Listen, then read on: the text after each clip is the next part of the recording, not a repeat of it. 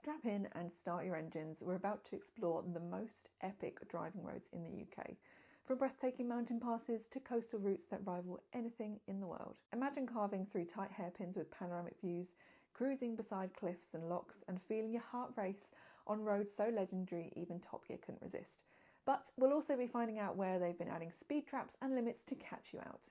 Let's hit the road. Welcome back to Road Trip Club. If you're new here, we're all about epic drives and road trip adventures. I'm Becca, and in our mission to help you explore the world from behind the wheel, we're creating these videos to tell you about the best places to drive. Today's video is part of our UK series highlighting the ultimate driving roads across Britain and showing you why they're must-drives for any car enthusiast. We'll also share some insider warnings about speed limits and enforcement zones because staying safe and legal is just as important as having fun. By the end, you'll know which roads to add to your bucket list. Plus, we'll answer some of your most frequently asked questions. And don't miss the end for a special invite to our upcoming Wales road trip and a free UK and European road guide to plan your own adventure. Buckle up, let's dive in. First up, we have the North Coast 500 in Scotland, also known as Scotland's Route 66. If one road trip could capture Scotland's wild beauty, this is it. The North Coast 500, or NC 500, is a 516-mile loop around the Scottish Highlands, starting and ending at Inverness Castle. It strings together rugged coastlines, highland passes, and remote villages into an unforgettable journey. Think turquoise beaches, towering mountains, and twisty single-track roads where you might not see another car for miles. It's often voted one of the UK's best driving routes, and for good reason. But a word of caution, enforcement has stepped up here due to its popularity. Parts of the NC 500, like the A836 near Thurso, now have temporary average speed cameras to curb speeding. The limits in the Highlands can be deceiving. Many stretches are narrow and unfenced, so stick to the posted limits and watch for wandering sheep. This journey isn't about racing, it's about savouring the scenery safely. For this, you want to plan 5 to 7 days so you can enjoy the whisky distilleries, castle ruins, and epic viewpoints along the way. By the time you're back in Inverness, you'll understand why the North Coast 500 has become legendary. Next up, we have the Hardknott Pass in the Lake District, also known as England's steepest road. Hardknott Pass is not for the faint-hearted. Tucked in Cumbria's Lake District, Hardknott is one of the steepest roads in the UK with a brutal 33% gradient. Picture a single track lane winding up a mountainside with tight hairpin bends and sheer drops. It's as challenging as it is rewarding. This pass demands full attention and low speeds. In fact, a highway code sign at the bottom warns drivers of the extreme gradient. It's often named among Britain's most challenging roads, so keep it slow and steady. There's often gravel or wet patches that can break traction. The reward though, at the top you're greeted with stunning views over the Ixtal and Duddon valleys, and even the ruins of a Roman fort. It's a short drive, about 2 miles, but every metre is an adventure. It's important to note this road is usually closed in the winter for good reason, because ice plus a 33% slope is no go. So attempt the Hardknott only in decent weather and be prepared to use those brakes wisely on the way down. It's a true test of driving skill, but conquering it will make you feel like a rally driver, although a very cautious one. Next up, we have Cheddar Gorge in Somerset, known as England's deepest gorge drive. From steep mountains to deep canyons, next we have Cheddar Gorge in Somerset. The B3135 road slices through England's largest limestone gorge, and it's jaw-droppingly scenic. Imagine driving at the base of a 450-foot cliff that twists and turns like giant stone slalom. This 14-mile route is a favourite for its blend of tight bends and dramatic scenery, but it's crucial to respect the rules. Due to past issue with boy racers, Cheddar Gorge now has a strict 30-mile-per-hour speed limit throughout the gorge, and there's occasional police presence to enforce it. Trust me though, 30 miles per hour feels about right when you've got goats and sheep wandering onto the road at any moment. Roll down your windows to hear the engine echo off the canyon walls. It's surreal. Take it slow, maybe pull over at a lay-by to snap photos of this natural wonder. By the time the cliffs give way to the rolling Mendip Hills, you'll understand why Cheddar Gorge is considered one of Britain's most scenic drives. It's short but sweet, and a reminder that an exciting drive isn't about raw speed.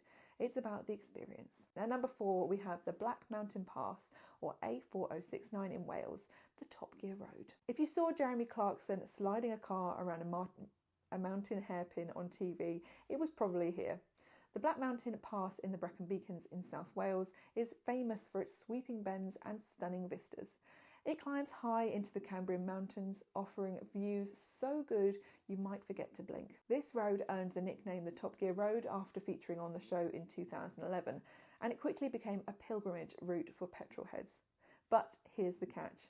It's also earned a reputation for accidents, especially with over-enthusiastic bikers, so local authorities have stepped in. The speed limit is now 40 miles per hour over much of the pass, and 5 average speed cameras were installed recently to enforce it. In fact, since the cameras went live, crashes dropped significantly. So while you might be tempted to floor it on those enticing curves, don't. You will be caught, and it's just not worth it. Instead, enjoy the Black Mountain Pass for what it is. A gorgeous drive with hairpins and switchbacks where smooth steering trumps fast driving. A pro tip though, watch out for wandering sheep here again. They seem to love great roads. At the summit there's a viewpoint lay-by. Definitely pull in to soak up the panorama of the valley below. This drive is pure motoring bliss as long as you respect its limits. At number 5, we have the Yorkshire Dales Buttertubs Pass in England, the Dales Delight. I nearly said that right. Rolling hills, dry stone walls and narrow twisty lanes. Welcome to the Yorkshire Dales, home to several fantastic driving roads. The standout though is the Buttertubs Pass, a high mountain road connecting Wensleydale and Swaledale. At its peak, around 1,690 feet elevation, Buttertubs delivers spectacular views of the Dales in every direction. The road itself is a mere 5.5 miles of twists and dips, but it packs a punch. Steep climbs, sudden descents and tight corners that demand your attention. It's named after the Buttertubs, which are limestone potholes by the road, and legend says farmers would lower butter into them on hot days to keep it cool. As you crest the summit and begin the descent, you'll feel your stomach flutter. Part excitement, part of the drop-off beside you. It's important to note that the Buttertubs is mostly unfenced and only one lane wide in places. You'll likely encounter sheep on the road and certainly encounter cyclists, as it's a popular route with bike clubs. Keep your speed in check. Locals and travel guides stress that you must respect the speed limit and drive alert, as animals or oncoming vehicles can appear suddenly around blind bends. There are no speed cameras here. The scenery itself will naturally slow you down.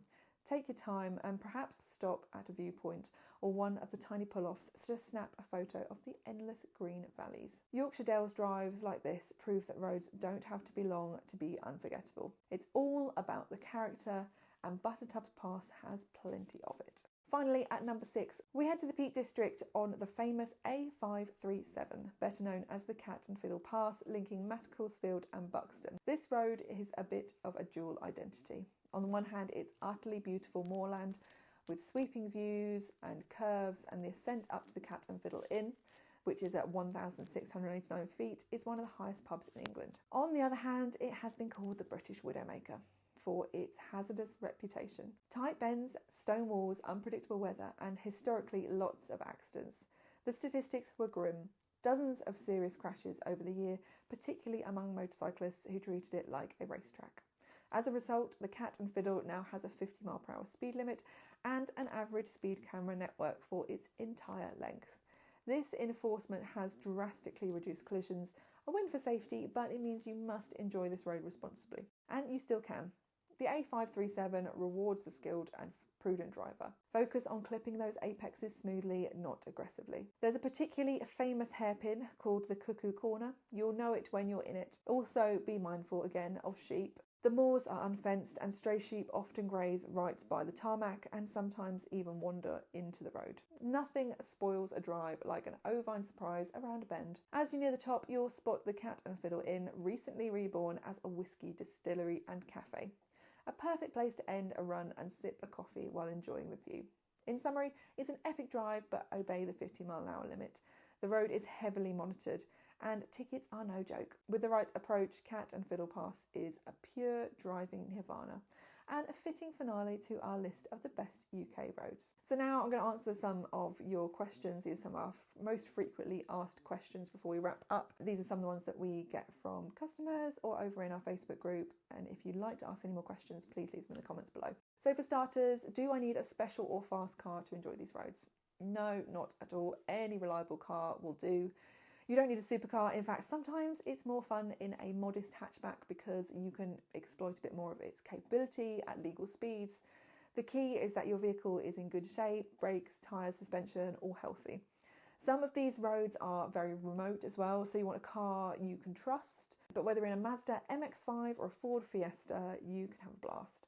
It's more about the driver and the scenery than the horsepower in this case. Remember, at the end of the day, it's not about outright speed on these roads, it's about the journey and those miles per mile. So next question is, how do you find these roads and know where to go? This is a great question. So we'll include in the caption below more details about how you can find each of these. Most are well marked on Google Maps or any UK road atlas. The North Coast 500, for example, is a loop of clearly signposted round Scotland. For mountain passes like Hardknott or Buttertubs, a GPS or map app will get you there because it's marked road. Just search for the name. We also offer a free UK and European roads guide. I'll talk more about that in a moment. But that's got more information about where you can find these and all the details I've mentioned today. And don't be shy about asking locals as well if you're spending time in the area. Often they'll tip you off to a hidden viewpoint or better time of day to drive, like early morning to avoid the traffic. Half the fun is in the planning, isn't it? Next question is, what about speed cameras and police? So are these routes heavily policed? So as I've mentioned, some of these roads do have really strict enforcement on them now. Expect average speed cameras on the Cat and Fiddle, parts of the North Coast 500, and definitely a strong police presence if you're driving on weekends in popular spots. The other one is the Evo Triangle in North Wales, for example, became so notorious that now it's littered with cameras and patrols. That's got a 50 or 60 mile per hour limit on it as well, which is partly why it didn't make our updated list. Our advice is to assume every route has speed monitoring and keep within the limits. It keeps you legal and safe, plus when you're not worried about looking for a camera, you can relax and enjoy the drive. If you don't get pulled over, be respectful. Many officers are car enthusiasts too and will be cool as long as you weren't doing anything silly. Bottom line is, enjoy the roads responsibly. You want the memory of a stunning view at the end of your drive. Speeding can result in, on these sort of roads, it can be dangerous out in the middle of nowhere and it's just not worth the risk. When is the best time to go on these road trips? So timing can make a really big difference. Going in the summer, so like June to August, means you're going to get the best weather, long daylight hours. You can spend like a lot of time out on the road enjoying the routes. Even in Scotland, you're going to get daylight until about 10 p.m. in the summer, but it's also when the roads are the most busiest because everyone has the same idea. We've all been stuck behind camper vans on the North Coast 500, but there are a lot of them in the summer. Spring and autumn are much better times to go. You'll find that those famous roads are a lot less crowded, but you can still get the nice weather and you get those beautiful spring mornings or autumnal times. Just worth remembering that Hardknott Pass, as an example, can close due to snow and ice, so always worth checking the local conditions. Landslides or maintenance can shut roads at any time, so Snake Pass is another good example. That was closed for a long time because of repairs due to a landslide. There's things that you just might not consider in the UK would be an issue, but yeah, they are. So just plan smart, always check your roads before you go. Things like Google Maps will help you if roads are closed most of the time, or there's often websites that will tell you if these roads are open and closed at different times of year. Can I do these routes as part of a group? Absolutely, yeah. In fact, at Road Trip Club, we often organise group drives, so you can roll with a convoy of fellow enthusiasts, which can really elevate your experience because you're driving along with a load of other people who are into the cars and the locations as well, and it means you're not doing it on your own. So if you're not feeling completely confident about where you're going, you know you're with a group of people who are following a well-planned route and can tackle some of these more challenging roads together. If you prefer to do a solo drive or just you and a friend, then that's fine too. Just make sure that you're planning your route. If you are going somewhere more remote, make sure someone knows that you're going. Consider having things like make sure your navigation is set up to work, or offline maps, since when you're out, particularly in Scottish Highlands, North Wales, you'll find that the signal can just disappear, and that can make it really difficult to find where you're going if you've never done it before. If you've got any more questions, please drop them in the comments. I love answering your road trip questions and helping you plan road trips, and I might feature questions on a future Q&A segment. If you would like to join us on an upcoming drive or you're feeling inspired, don't let it stop at just watching. Get out there and hit the road. To help you, we've put together a free UK and European roads guide featuring our top 10 driving routes, including the ones from today and more in Europe. I'll be doing another video about that soon as well. It's packed with details about where you can find these, how long they are, and some tips about like some of the things we've mentioned about speed limits, things to prepare, and where you can stay. So if you want to grab a copy of that, it's free. Just follow the link in the caption below, just pop your details in and we'll email it over to you straight away. And we've got some exciting news that we're going to be taking on a Wales road trip in May. If you're on our mailing list, you'll get the details of that first. We're going to be doing some of those amazing roads I've mentioned, like Black Mountain Pass. We'll be heading up to North Wales to do things like Llanberis Pass. We will be doing Evo Triangle because although there's speed limits, it's still amazing. So whether you drive a Porsche or a Prius, all are welcome. Spaces are limited though. We try to keep it to a reasonably small group to make it easier to manage and more tight-knit vibe. So if you're interested, check out the details below. You can get on our newsletter, you can get in our Facebook group, or you can follow us on social media. We'll be announcing more of that soon. Lastly, if you enjoyed this video, hit the like button and subscribe to Road Trip Club for more epic drives and tips.